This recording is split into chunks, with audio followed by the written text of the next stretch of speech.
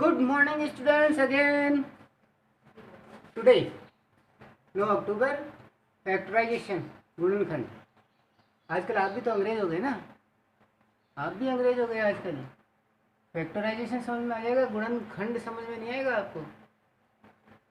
समूहन, grouped method, विधि method. यहाँ देखो 4 पद दिए हुए। एक्सरसाइज आपको दिखाई दे रही है 14.1। 2 प्रश्न हो चुके थे अपने। तीसरे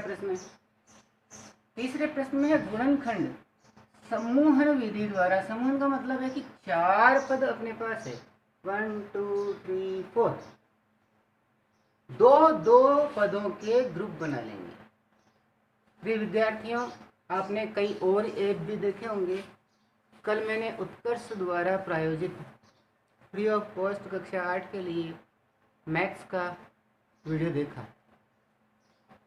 विद्यार्थियों, कुछ भी सीखने को नहीं मिल रहा उसमें, खाली टेक्नोलॉजी मिल रही है उसमें आपको। एक अच्छा बोर्ड, एक अच्छी टेक्नोलॉजी, टीचर हट गया, बस उसको किसी भी गति पर आप कर सकते हैं। इससे ज़्यादा उसमें आपको कुछ नहीं मिलेगा। ये होम मेड वीडियोस जो कक्षा 8 के लिए मैं बना रहा हूँ, इसको आप यदि रिप्ले कर करके देखेंगे और वापस अभ्यास करेंगे तो निश्चित रूप से आपको कुछ ना कुछ मिलेगा। तो देखिए, हम दो पदों के ग्रुप कैसे बनाते हैं। अब आपको कॉमन निकालना या सारा गुणनखंड निकालना तो आपको समझ में आ गया होगा। तो देखिए, इन 2 पदों में हम देखें, ये थोड़ा एनालाइज खुद को करना पड़ेगा। इन 2 पदों में x कॉमन है। अब x कॉमन है तो भाई इनमें 8 कॉमन है, इन दोनों में। तो इन दोनों से x निकाल लिया जाए तो अंदर क्या बचेगा, x और प्लस y। x का भाग x स्क्वायर में लगाएंगे, x बचेगा, फिर प्लस, फिर x से x कैंसिल हुआ, y बच गया। इन दोनों में +8 कॉमन बना तो अंदर बना x प्लस वाई। देखो कितने पद थे, 1 2 3 4। अब कितने पद हो गए, 1 2, ओनली 2, केवल 2 पदों में आ गया। अब इन 2 पदों में क्या कॉमन है, x प्लस वाई ब्रैकेट, और इसको हम अलग निकाल लें पहले से ही। तो इस ग्रुप में से क्या बचेगा, यानी एक तरह से x प्लस वाई का इसमें भाग दिया जाए तो कैंसिल हो जाएगा, और क्या बचेगा, x और +8। क्या आ गए, खंड आ गए। क्या आ गए, खंड आ गए। इन खंडों को गुणा करने से हमें ये जो बहुपद दिया है वो बहुपद प्राप्त होगा। हमने गत अध्याय जो बीजगणित से जुड़ा था, हमने द्विपद को द्विपद से गुणा करना सीखा था। हम यूं चले थे, इस दिशा में चले थे।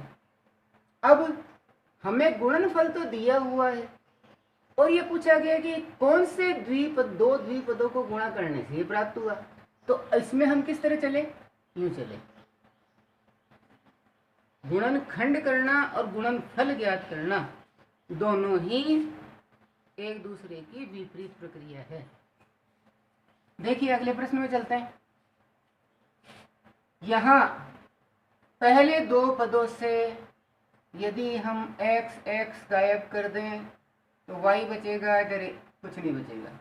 इन दोनों पदों से भी y, और तो बड़े आराम से पता लग रहा है कि 15 में 3 से भाग दिया जाए तो 3 5 15, 3 दूनी 6, 3 5 15, 3 दूनी 6, यानी दोनों में अधिकतम 3 का भाग जा रहा है और दोनों में x है, दोनों में x है।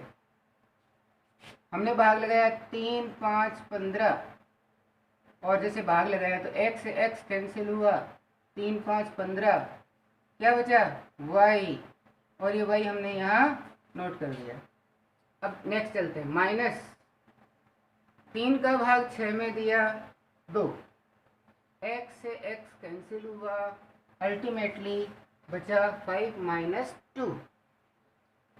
अब देखो पिछले प्रश्न में जब हम सार्वगुणनखंड निकाल रहे थे तब मैंने आपको एक बात सिखाई थी कि जब भी 2 पदों में कुछ भी सार्व नहीं होता है, कुछ भी कॉमन नहीं होता है, कुछ भी। एक का भाग तो सभी संख्याओं में जाता है, इसमें भी जाएगा, इसमें भी जाएगा, तो क्यों ना एक ले लिया जाए।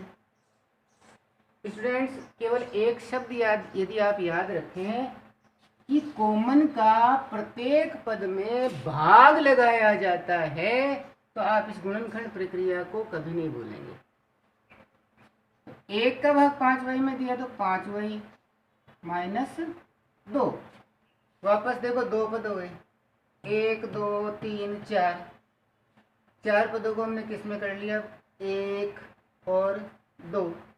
इन दो पदों में अब क्या कॉमन निकल कर आ रहा है, 5y माइनस 2। पहले पद से क्या बचा, 3x, दूसरे पद से क्या बचा, 1, और ये गुणन खंड प्राप्त हो गए। किसके गुणन खंड प्राप्त हो गए, दिए गए बहुपद के, कि जिसमें 4 पद थे, यानी इस द्विपद को इस द्विपद से गुणा किया जाए तो दिया गया बहुपद प्राप्त हो जाएगा। नेक्स्ट क्वेश्चंस भी ठीक इसी प्रकार हैं। देखो पहले दो पदों पर नजर डालें, एक्स एक्स गया बचा a plus B, minus Y गया बचा a प्लस बी। कितना आसान हो गया, एक्स गया बचा a plus B, minus Y गया, माइनस माइनस प्लस में सिखाया था आपको, गुणा और भाग में चिन्हों का एक ही खेल, क्या समान है प्लस, विपरीत है माइनस, समान है प्लस, बचा प्लस का एक, समान है प्लस, वाई वाई गया बचा बी। अब फिर से दो पद हो गए, एक और दो, इन दोनों पदों में क्या कॉमन होगा, a plus B, X minus Y, and that is the answer. ये गुणनखंड फैक्टर्स, जिसको इंग्लिश में बोलते हैं factor, factor of the given polynomial, and in which there are four terms.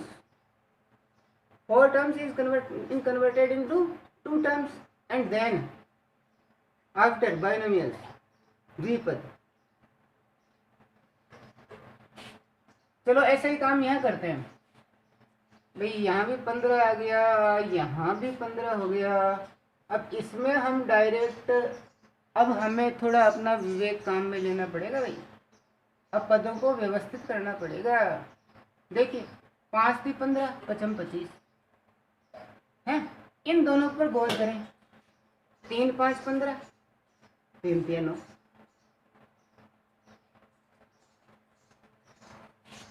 तो इनको पुनर्व्यवस्थित करना पड़ेगा। जैसे मैंने इसको यहाँ रख दिया और तीसरे पद को दूसरे के स्थान पर लिख दिया, दूसरे के स्थान पर लिख दिया।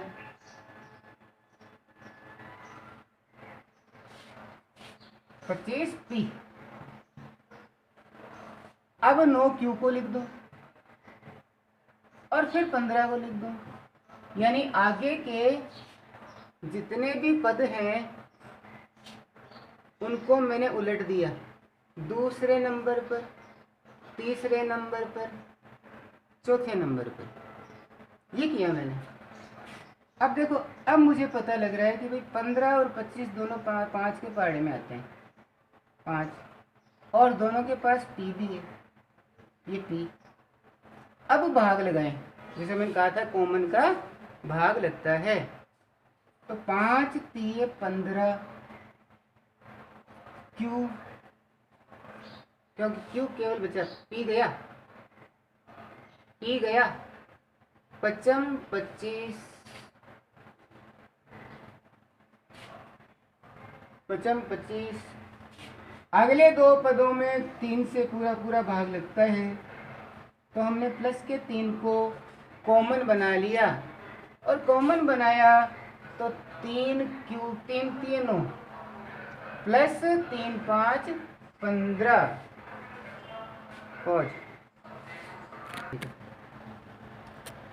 हाँ 2 पद प्राप्त हो गए हैं। इन दोनों पदों में 3Q प्लस 5 कॉमन हो गया। पहले पद से क्या बचा 5P, दूसरे पद से क्या बचा 3 और आंसर